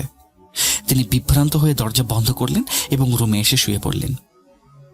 তিনি মাত্রই শুয়েছেন, চোখের পাতা প্রায় একই হয়েছে, সাথে সাথে সেম আওয়াজ। এবার মনে হলো কেউ মেঝের উপর দিয়ে কিছু একটা ঘষতে ঘষতে দরজার দিকে আসছে। এবার আফজাল ভাই প্রচন্ড মেজাজ খারাপ করলেন। ভয়কে ছাপিয়ে রাগ উঠে গেল ওনার। তিনি ভাবলেন নির্ঘাত কোনো বন বিড়াল বা খাটাস জাতীয় প্রাণী ভেন্টিলেটর দিয়ে ঢুকে গিয়ে তাদের ট্রেস দিচ্ছে। তিনি রাগে গজগজ করতে করতে পুনরায় উঠলেন। দ্রুত পায়ে গিয়ে দরজা খুললেন এবং লাইট অন করলেন। কিন্তু ঠিক আগের মতোই সবকিছু একেবারে সাইলেন্ট। একটা শব্দও নেই, একেবারে খালি, নিথর এবং নিস্তব্ধ। তিনি মনে মনে একটা গালি দিলেন। রাগে দরজার লকটা সজোরে আটকে দিয়ে এইবার নিজেকে জোর করে ঘুমানোর প্রস্তুতি নিতে শুরু করলেন। কিন্তু সেই রাতে ওনার ঘুমার ভালো হলো না। তিনি সারাটা রাত কান খাড়া করে শুয়ে রইলেন, কিন্তু আর কোনো শব্দ শুনতে পেলেন না। পরের দিন সকালে ফ্যাক্টরিতে যাওয়ার আগে আফজাল ভাই আইরিন আপু এবং বোন ঝুমাকে কড়া নির্দেশ দিয়ে গেলেন। তিনি বলেছিলেন, শোনো, আজ তোমাদেরকে একটা কাজ দেব। ওই যে স্টোর রুমটা আছে না, প্রতিটা ফাইল, বক্স, আসবাবপত্র এন্ড হাড়ি পাতেল সবকিছু বের করবা। রুমটা একদম খালি করে ফ্লোর ফিনাইল দিয়ে মুছবা। আমি দেখতে চাই ভেতরে কোনো প্রাণী লুকিয়ে আছে কিনা। আর আমি একটা বিহিত করেই ছাড়বো এটার, because every night I don't like it. সন্ধ্যায় যখন তিনি হাড় ভাঙা খাটনি শেষে বাসায় ফিরলেন, তখন দেখলেন সবকিছুই স্বাভাবিক। ফ্রেশ হয়ে তিনি জিজ্ঞেস করলেন, কি তোমরা কি ক্লিন করেছিলে রুম? ঝুমা উত্তরে বলল, হ্যাঁ ভাইয়া, ক্লিন করেছি। আমরা দুপুরের পর সব মালামাল উঠানে বের করেছিলাম। রুমের কোনায় কোনায় ঝাড়ু দিয়েছি। বাট ট্রাস্ট মি, ভেতরে কোনো ইঁদুর বা অন্যান্য কোনো জন্তুর কোনো ছাপ নেই, এমনকি কোনো ইঁদুরের গর্তও নেই। আফজাল ভাই কিছুটা শক্ত গলায় বললেন, নিশ্চয়ই কিছু একটা আছে, তোমরা হয়তো বা ভালো মতো দেখোনি। এমন আওয়াজ কি এমনি হয়? কিন্তু ঝুমার বারবার একই উত্তরে উনি আর কিছু বলতে পারলেন না। সেই দিন সাফাই কাজ শেষ করার পর রুমটা একদম ঝকঝকে এবং তকতকে পরিষ্কার। কয়েকদিন আর কোনো কিচ্ছু হলো না। আফজাল ভাই ধরে নিলেন হয়তো বা আসলে কোনো জানোয়ার বা কোনো সমস্যা ছিলই না। হয়তোবা কোনো মাকড়সার জাল বা ফ্লোরে পড়ে থাকা শীট বা কাগজের জন্য এরকম জিনিস শব্দ হচ্ছিল। কয়েকদিন পর ফ্যাক্টরি থেকে বাসায় ফেরার সময় আফজাল ভাই অনুভব করলেন ওনার শরীরটা আজ বেশি ক্লান্ত লাগছে। কিন্তু এই ক্লান্তিটা স্বাভাবিক নয়, শরীরের ভেতরে কেমন যেন একটা অস্থিরতা। মেশিনের গুমগুম আওয়াজ যেন ওনার মগজের ভেতরে ঢুকে গেছে।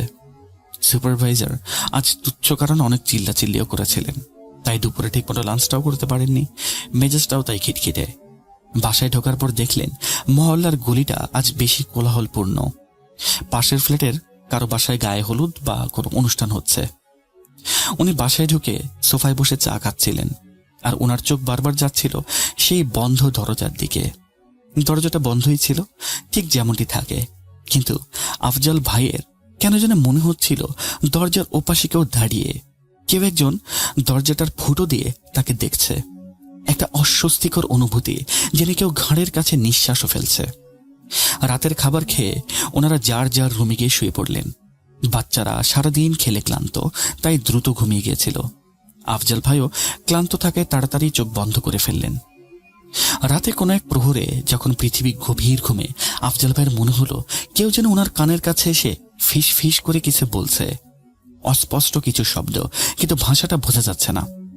তিনি ধরফর করে জেগে উঠলেন। সম্পূর্ণ রুম অন্ধকার, শুধু জানালার ফাঁক দিয়ে আসা সামান্য আলোয় রুমের আসবাবপত্রগুলোকে কেমন যেন ছায়ার মতো দেখাচ্ছে। পাশে আইরিন আপু গভীর ঘুমে বিভোর, ওনার নিঃশ্বাসের শব্দ শোনা যাচ্ছে। আফজাল ভাই ওনার হার্টবিট কন্ট্রোল করার চেষ্টা করলেন। কপালে ঘাম জমেছে। তিনি ভাবলেন, ধুর, হয়তোবা কোনো খারাপ স্বপ্ন দেখছি। তিনি বালিশ থেকে মাথা তুলে পানি খাওয়ার জন্য জাগের দিকে হাত বাড়ালেন। ঠিক তখনই কানে এলো একটি শব্দ, টুক টুক টুক। কেউ যেন আঙুলের নখ দিয়ে দরজায় খুব আলতো করে টোকা দিচ্ছে। আওয়াজটা এতই ক্ষীণ ছিল যে অন্য কোনো সময় হলে তিনি হয়তো শুনতেই পেতেন না, কিন্তু এই গভীর রাতে একটা মশা ওড়ার শব্দ কানে লাগে। ঠিক এই শব্দটা ছিল বজ্রপাতের মতো। এবং সবচেয়ে ভয়ানক ব্যাপার হলো, এই শব্দটা সেই স্টোর রুমের ভেতর থেকে আসছিল। বন্ধ দরজার ওপাশ থেকে কেউ টোকা দিচ্ছে। আফজাল ভাইয়ের গায়ের প্রতিটা লোম দাঁড়িয়ে গেল। মেরুদণ্ড দিয়ে বয়ে গেল ঠান্ডা বাতাস। তিনি কিছুক্ষণ সেই অন্ধকারের মূর্তির মতো বসে রইলেন। তারপর খুব সাবধানে, যেন নিজের ছায়াকেও শব্দ করতে না দেন, সেভাবে খাট থেকে নামলেন।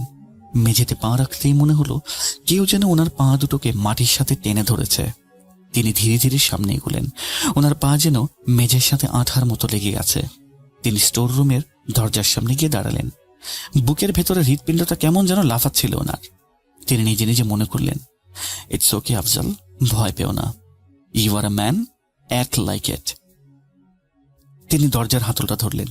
স্টিলের হাতলটা বরফের মতো ঠান্ডা। ওনার হাত ঘামে ভিজে পিচ্ছিল হয়ে গিয়েছিল। তিনি এক ঝটকায় দরজাটা খুললেন এবং সাথে সাথেই লাইট জ্বালালেন। রুমটা একদম খালি, কোনো নাড়াচাড়া নেই। সেই পুরাতন আসবাব, ধুলোবালি। ভেতর উকি দিয়ে দেখলেন, খাটের নিচে দেখলেন, কিচ্ছু পেলেন না। উনি একটা দীর্ঘশ্বাস ফেললেন। নিজের বোকামের জন্য নিজেই হাসলেন। তিনি দরজাটা বন্ধ করে যেই পেছনে ঘুরেছেন, অমনি ভেতর থেকে বিকট একটা শব্দ হলো, ধুম করে, যেন উপর থেকে কোনো ভারী বস্তা বা মানুষের শরীর নিচে আছাড় খেয়ে পড়েছে। আফজাল ভাইয়ের কলিজা এবার যেন শুকিয়ে গেল। তিনি ছিটকে সরে গেলেন দরজার কাছে, ঘুরে তাকালেন, কিন্তু এইবার আর সাহস হলো না দরজা খোলার। ওনার মনের ভেতরে এমন এক আদিম ভয় বাসা বাঁধল, যা চিৎকার করে কোনো কাউকেই সে বলতে পারছিলেন না। তিনি বুঝতে পারলেন ওপাশে যা আছে তা কোনো ইঁদুর বিড়াল নয়, বরং যাই আছে এটা ওনার সাথে খেলছেন। উনি সোজা দৌড়ে নিজের রুমে গিয়ে শুয়ে পড়লেন। কাঁথা মুড়ে দিয়ে শুয়ে রইলেন, কিন্তু সারা রাত চোখের পাতা এক করতে পারলেন না। প্রতিটা মুহূর্ত মনে হচ্ছিল এই বুঝি দরজা খুলে কেউ বেরিয়ে আসবে। পরের দিনগুলোতে আফজাল ভাই ফ্যাক্টরিতে কাজ করার সময় সব সময় আতঙ্কে থাকতেন। মেশিনের শব্দেও উনি টোকা দেওয়ার সময় মাঝে মাঝে চমকে উঠতেন। বাড়িতে আইরিন আপু এবং বাচ্চাদের জন্য ওনার খুব চিন্তা হতো। মনে হতো উনি যখন বাসায় নেই তখন যদি কিছু হয়ে যায়। একটা সপ্তাহ এভাবেই গেল। অদ্ভুত ব্যাপার হলো, এই এক সপ্তাহে আর কোনো আওয়াজ, কোনো কিচ্ছু নেই। কিন্তু আফজাল ভাইয়ের মনের শান্তি উধাও হয়ে গিয়েছিল। ওনার মনে হচ্ছিল এটা কোনো সাধারণ নীরবতা নয়, কোনো একটা অদৃশ্য শক্তি সবুর করছে, অপেক্ষা করছে, পেশেন্টলি শক্তি সঞ্চয় করছে পরবর্তী আঘাত হানার জন্য। আর সেই ভয়ঙ্কর রাতটি খুব দ্রুতই চলে এলো। সেই বিকেলে ওনাদের বাসায় কিছু মেহমান এসেছিল। আইরিনাপুর বাপের বাড়ির আত্মীয় স্বজন। অনেকদিন পর বাসায় মেহমান আসায় রান্না বান্না হলো, অনেক হাসাহাসি, সবাই মিলে চা নাস্তা খেলেন। আফজাল ভাই নিজেকে খুব স্বাভাবিক দেখানোর অভিনয় করছিলেন, হাসছিলেন, গল্প করছিলেন, যেন কেউ ওনার মনের ভেতরের ঝড়টা বুঝতে না পারে। তিনি চাননি মেহমানদের সামনে এই টাইপের কোনো কথাবার্তা বলে পরিবেশটা নষ্ট হোক। অনেক রাতে মেহমানরা বিদায় নিলেন, গেট লক করলেন, সবাই লাইট অফ করলেন এবং ক্লান্তিময় শরীর নিয়ে শুয়ে পড়লেন। মাঝরাতে, সম্ভবত রাত 3টা হবে, হঠাৎ করে আফজাল ভাইয়ের ওয়াশরুমে যাওয়ার প্রয়োজন পড়ল। তিনি খুব সাবধানে, যেন আইরিনাপুর ঘুম না ভাঙে সেইভাবে মশারি তুলে নামলেন। ওয়াশরুমে গেলেন। শীতের রাত, পানি বরফের মতো ঠান্ডা। অজু করে বাথরুম থেকে বের হলেন। তিনি যখন করিডোর দিয়ে হেঁটে নিজের রুমের দিকে ফিরছিলেন, ঠিক তখনই ওনার কানে আবার সেই আওয়াজটা এলো। তবে এই আওয়াজটি কোনো জিনিস টানার, ঘষানোর বা পড়ার আওয়াজ ছিল না। এটি ছিল সম্পূর্ণ মানুষের গলার আওয়াজ, কোন এক মহিলার কান্নার শব্দ, খুব নিচু স্বরে, অস্পষ্টভাবে, যেন কেউ দেয়ালের ওপাশে বসে ফুঁপিয়ে ফুঁপিয়ে কাঁদছে। কান্নাটা এতটাই করুণ এবং বিষাদ মাখা ছিল যে শুনলে বুকের ভেতরটা দুমড়ে যায়। কিন্তু সেই কান্নার মধ্যে এমন কিছু একটা ছিল যা স্বাভাবিক নয়, একটা হাহাকার, একটা অশুভ ইঙ্গিত।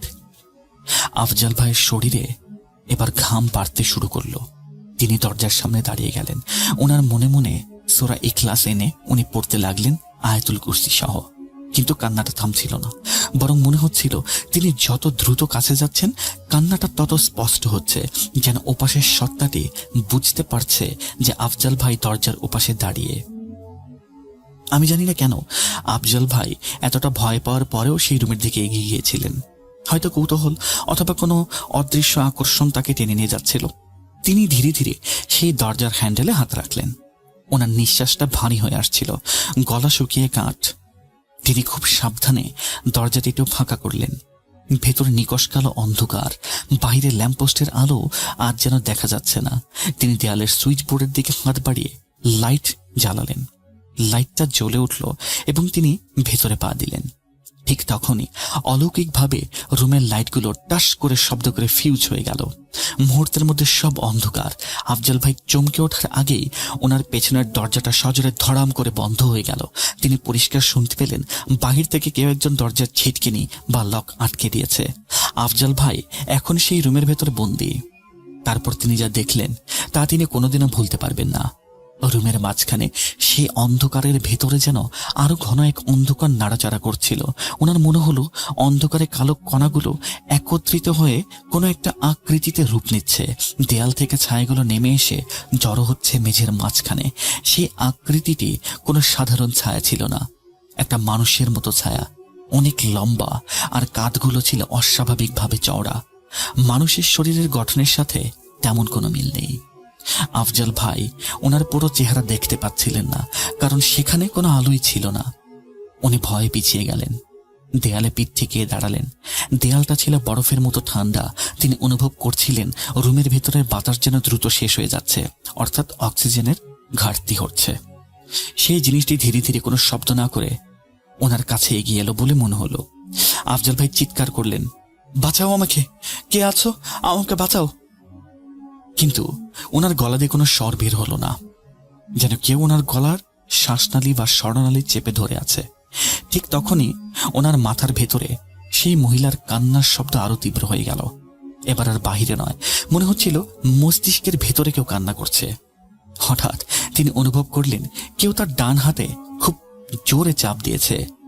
সেই হাতের কোনো চামড়া বা মাংসের স্পর্শ ছিল না, আগুনের মতো গরম, হাড় কাঁপানো একটা ফিলিংস। তিনি ভাবলেন যে এই অবস্থায় উনি আর বেঁচে থাকতে পারবেন না। উনি বুঝতে পারছিলেন কোনো কিছু একটা তার মুখের কাছে চলে আসছে। উনি খুব বাজে গন্ধ পেতে শুরু করলেন। ঠিক যখন ওনার সহ্যের সীমা ছাড়িয়ে গেল, তখন ওনার কানের কাছে এক বিকট আওয়াজ হলো, যেন কেন কিছু বিস্ফোরিত হয়েছে বা ফেটে গিয়েছে। আফজাল ভাইয়ের চোখের সামনে সব অন্ধকার হয়ে গেল। ওনার শরীর অবশ হয়ে মেঝেতে লুটিয়ে পড়ল এবং তিনি জ্ঞান হারালেন। আফজাল ভাই জানেন না তিনি সেখানে কতক্ষণ বেহুশ হয়ে পড়েছিলেন। সেই অন্ধকার ঘরে সময় যেন থমকেই গিয়েছিল। যখন ওনার সেন্স ফিরে এলো, তখন সবার আগে উনি নিজের শরীরের প্রচন্ড ওজন আর ব্যথা অনুভব করলেন। তিনি চোখ খোলার চেষ্টা করলেন, কিন্তু চোখের পাতাগুলো যেন আটকে গেছে। মাথার ভেতরে অসম্ভব যন্ত্রণা। মনে হচ্ছিল অনেক দূর থেকে মানুষজন ফিস ফিস করে কথা বলছে। উনি ধীরে ধীরে আওয়াজগুলো পরিষ্কার শুনতে পেলেন। উনি শুনতে পেলেন আইরিন আপুর কণ্ঠস্বর খুব আতঙ্কিত এবং কান্না জড়িত গলায় ডাকছিল, আফজাল, শুনতে পাচ্ছ? তুমি চোখ খোলো। তুমি কি শুনতে পাচ্ছ আমাকে? কি হয়েছে তোমার? তিনি অনেক কষ্টে শরীরের সমস্ত শক্তি একত্রিত করে চোখ খুললেন। ওনার চারপাশের বাড়ির সবাই গোল হয়ে দাঁড়িয়ে। ওনার 3 ছেলে, মেয়ে, আইরিন আপু আর বোন ঝুমা, এমনকি 2-1 প্রতিবেশীও সেখানে ভিড় করেছিলেন। সবার চোখে মুখে চরম আতঙ্ক। আফজাল ভাই উঠে বসার চেষ্টা করলেন, কিন্তু শরীরে কোনো দম পাচ্ছিলেন না। ঝুমা কাঁপা কাঁপা গলায় বলে উঠল, ভাইয়া, তুমি কি ঠিক আছো? কি হয়েছে তোমার? আফজাল ভাই কিছু বলতে চাইলেন, কিন্তু বলতে পারলেন না। আইরিন আপু ওনার শাড়ির আঁচল ভিজিয়ে খুব আস্তে আস্তে আফজাল ভাইয়ের মুখ মুছে দিচ্ছিলেন। আফজাল ভাই ফুপিয়ে ফুপিয়ে কাঁদছিলেন। আফজাল ভাই হাত দিয়ে সম্পূর্ণ মুখ স্পর্শ করলেন ওনার হাতের তালুতে রক্ত। ওনার গালে, কপালে, গলায় ভারী কিনো আঁচড়, যেন কোনো হিংস্র পশু বা ধারালো নখ ওনার শরীরে আঁচড় দিয়েছে। সেই ক্ষতগুলো তীব্র জ্বালা পোড়া করছিল। এভাবেই দিনটা কেটে যাচ্ছিল। দুপুর গড়িয়ে সন্ধে হয়ে গেল, কিন্তু আফজাল ভাইয়ের অবস্থার কোনো উন্নতি নেই। তিনি কাউকে কিছু বলতেও পারছিলেন না। ওনার মনে হচ্ছিল কথা বললেই সেই জিনিসটা আবার ফিরে আসবে। আইরিন আপু খুব চিন্তিত হয়ে আফজাল ভাইয়ের শ্যালক আলীকে ফোন করলেন এবং দ্রুত আসতে বললেন। আলী ভাই আফজাল ভাইয়ের কলিগ ছিলেন এবং খুব বুদ্ধিমান মানুষও ছিলেন। আলী ভাই আসার পর যখন আফজাল ভাইকে এই অবস্থায় দেখলেন, উনি রীতিমতো শকড। আফজাল ভাইয়ের মতো তাগড়া একটা মানুষের এই অবস্থা কিভাবে হয়? আফজাল ভাইয়ের গায়ে হাত দিয়ে আলী ভাই দেখতে পেলেন প্রায় অনেক জ্বর। থার্মোমিটারে মাপা হলে দেখা যায় 104 ডিগ্রি। আলী ভাই ওনার কাঁধে হাত রেখে বললেন, আফজাল ভাই, কি হয়েছে? চুপ করে আছেন কেন? কালকে রাতে কি চোট ঢুকছিল নাকি? আফজাল ভাই নীরবে তাকিয়ে রইলেন। ওনার চোখে এমন আতঙ্ক ছিল যা ভাষায় প্রকাশ করার মতো না। আলী ভাই বাড়ির সবার কাছ থেকে ডিটেইলস শুনলেন। ঝুমা এবং আইরিন আপু শুধু এটাই বলতে পারলেন যে ওনারা সকালবেলা ঘুম থেকে উঠে স্টোর রুমের দরজা খোলা এবং আফজাল ভাইকে সেখানে অজ্ঞান হয়ে পড়ে থাকতে দেখেছিলেন। রাত যখন গভীর হচ্ছিল, আফজাল ভাইয়ের জ্বরের ঘোরে প্রলাপ বকা বাড়ছিল। তিনি কখনো বিড়বিড় করে বলছিলেন, ওটা আসছে, ওটা আসছে, দরজা বন্ধ করো, দাঁত সাদা, আসছে। আলী ভাই শেষমেশ সিদ্ধান্ত নিলেন যে ডাক্তার বা হসপিটালে এখানে কোনো কাজ হবে না, অর্থাৎ মেডিকেল সায়েন্সে এর কোনো ব্যাখ্যা হয়তো বা হতে পারে না। উনি বললেন, এখন অনেক রাত হয়েছে, কালকে সকালবেলা আমি তল্লাটের সব থেকে বড় হুজুরের মসজিদ থেকে ধরে আনবো। আমার মনে হইতেছে আফজাল ভাইয়ের উপরে খারাপ কোনো বাতাস বা কিছু আসর হইছে। সেই রাতে বাড়ি থেকেও ঘুমালো না। আইরিন আপু সারা রাত ওনার হাজবেন্ডের শিয়রে বসে কোরআন তিলাওয়াত করলেন। বাচ্চারা ভয়ে এক কোণে গুটিসুটি মেরে বসে রইল। আফজাল ভাইয়ের মনে হচ্ছিল তিনি এক অদ্ভুত ট্রমার ভেতর দিয়ে যাচ্ছেন। পরদিন সকালে তিনি যখন চোখ খুললেন, তখন দেখলেন শরীরটা কিছুটা হালকা লাগছে, কিন্তু দুর্বলতা কাটেনি। ঝুমা ফ্লোরে জায়নামাজ বিছিয়ে তসবি পাঠ করছিল। ভাইকে নড়তে দেখে সে দৌড়ে কাছে এলো, স্টিলের গ্লাসে করে পানি খাওয়ালো। পানিটুকু গলায় নামার পর আফজাল ভাই প্রথম কথা বললেন, আলী কই? আলী কি এসেছে? কিছুক্ষণ পর আলী ভাই রুমে ঢুকলেন। সাথে নিয়ে এলেন একজন বয়োজ্যেষ্ঠ হুজুরকে। ওনার নাম মাওলানা ইব্রাহিম। ওনার বয়স হয়েছে, সাদা দাড়ি, পরনে সুন্নতি লেবাস। ওনার চেহারায় এক ধরনের নুরানি জ্যোতি ছিল, যা দেখলেই মনে সাহস আসে। উনি রুমে ঢোকার পরেই পরিবেশটা কেমন যেন শান্ত হয়ে গেল। হুজুর আফজাল ভাইয়ের পাশে বসলেন, ওনার হাত ধরে নাড়ি পরীক্ষা করলেন, তারপর খুব নরম সুরে জিজ্ঞেস করলেন, বাবজান, ভয় পায়েন না? আপনাকে জিজ্ঞাই, আপনি আমার কন তো কি হয়েছে, এটা কি ছিল আসলে? আফজল ভাই কাঁপা কাঁপা গলায় সব খুলে বললেন। সেই মাঝরাতে ঢোকা, দরজার ওপাশের কান্না, রুমের লাইট নিভে যাওয়া, সেই অবয়ব সব কিছু বললেন। সব শুনে হুজুর চোখ বন্ধ করে কিছুক্ষণ চুপ রইলেন। তারপর গম্ভীর গলায় বললেন, এইটা কোনো সাধারণ ঘটনা না, এটা তো পুরাতন কিছু একটা মনে হইতেছে। আচ্ছা দেখি। তিনি পকেট থেকে ছোট্ট একটা কিতাব বের করে দোয়া এবং আয়াত পড়তে লাগলেন।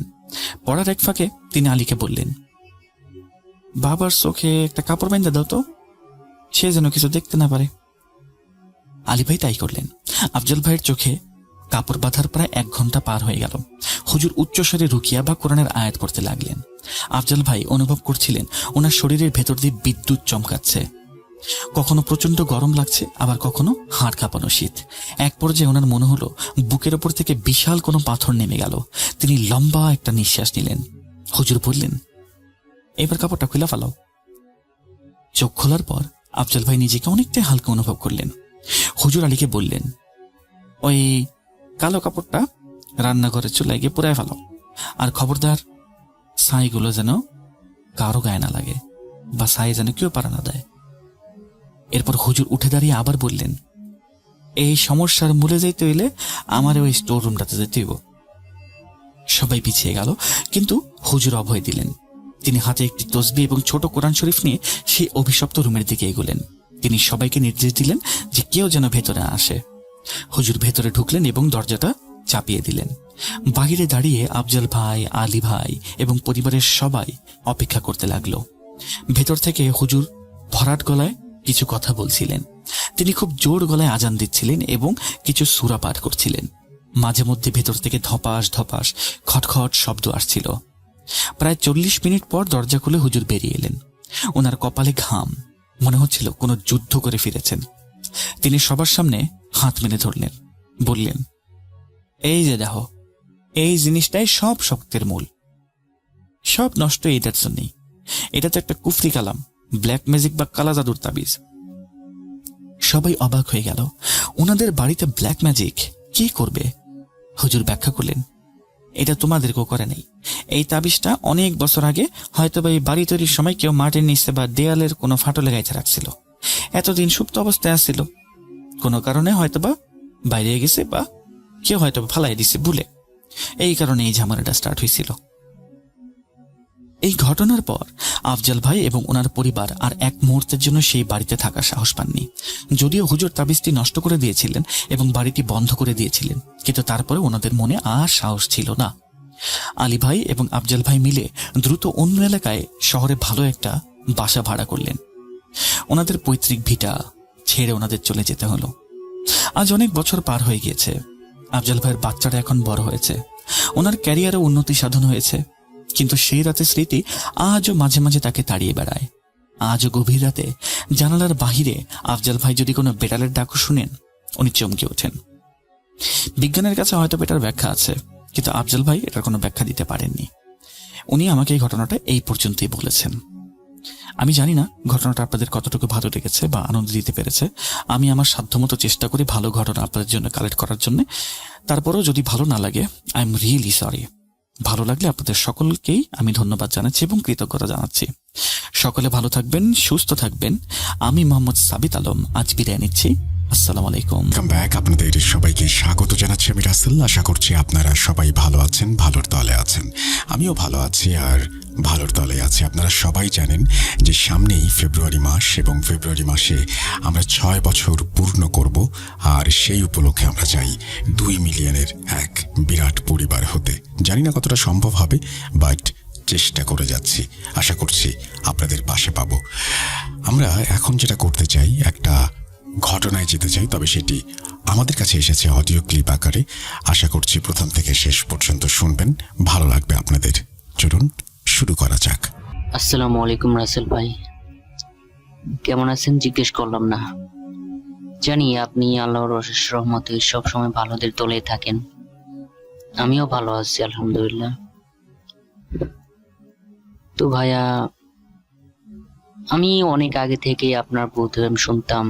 তারপর বুথ.com যখন এপিসোড করা শুরু করলেন, তখন থেকেও আমি কম রেগুলার শুনি, কম বেশি যতটুকু সময় পাই। এমনও রাত যায় আমি প্রায় রেগুলারলি শুনি। তো ভাইয়া, অনেক দিন ধরে ভাবতেছিলাম আমি একটা ঘটনা শেয়ার করবো আপনার কাছে। অনেক ব্যস্ততার মাঝে থাকি, তাও সময় হয় না, কিন্তু আজ অনেক সময় ম্যানেজ করে অনেক ভেবে চিন্তে একটা ঘটনা শেয়ার করব ভাবলাম। আশা করি সবার মাঝে শেয়ার করবেন। প্রথমে আমার একটু পরিচয় দিয়ে নেই। আমার নাম মোহাম্মদ সীমান্ত, থাকি জামালপুর জেলার সহসিয়াবাড়ি থানার কোন একটা গ্রামে। গ্রামের নামটা বললাম না প্রাইভেসির জন্যে। তো ভাইয়া, ঘটনাটা একটা বিয়েকে কেন্দ্র করে। বাকি ঘটনাটুকু আমি ঘটনাতেই শেয়ার করি। তো ভাইয়া, সালটা আনুমানিক 2017 কিংবা 18, সঠিক খেয়াল নেই। আমার দুঃসম্পর্কের কাকাতো ভাইয়ের বিয়েকে নিয়ে এই ঘটনাটা। তো আমার ভাইয়া একটা মেয়েকে পছন্দ করতো কলেজ লাইফ থেকেই। আমরা যতদূর শুনলাম ওই মেয়েটাও ভাইয়াকে খুব পছন্দ করতো।